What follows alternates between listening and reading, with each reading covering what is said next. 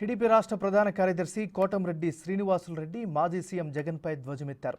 11 సీట్ల రెడ్డి నెల్లూరు వచ్చి rowdy criminal Pinnelli రామకృష్ణారెడ్డిని పరామర్శించారని అన్నారు. చంద్రబాబును విమర్శించే స్థాయి 11 రెడ్డికి లేదని చెప్పారు.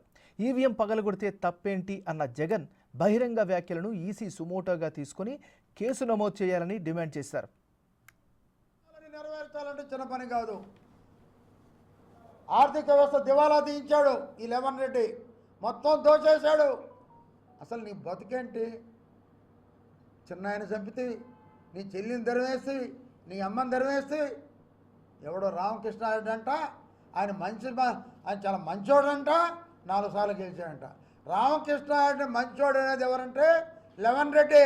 నీలాంటి క్రిమినల్స్, ఆర్థిక ఉగ్రవాదులు, నువ్వు ఆర్థిక ఉగ్రవాదివి, నువ్వు ఒక పెద్ద క్రిమినల్. నువ్వు కాబట్టే ఇంకో క్రిమినల్ మంచోడు మెచ్చుకుంటున్నావు.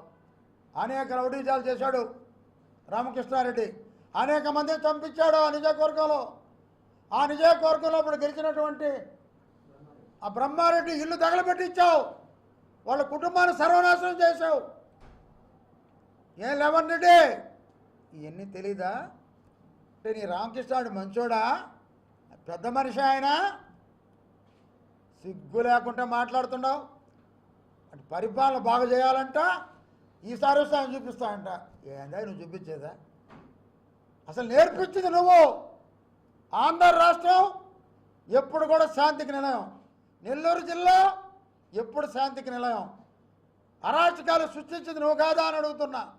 మాట్లాడితే ఎస్సీల మీద దౌర్జన్యాలు.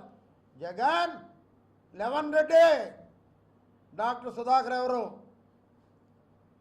ఒక మాస్కులు అడిగిన దానికి అతను పిచ్చోడిని చేసి అతను చనిపోయేటట్టు చేసింది నువ్వు కాదా? అతను హరిజనుడు కాదా అని అడుగుతున్నా.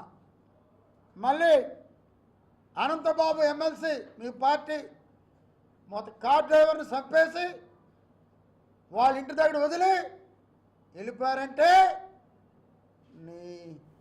మీ నాయకులకు నువ్వు ఎంత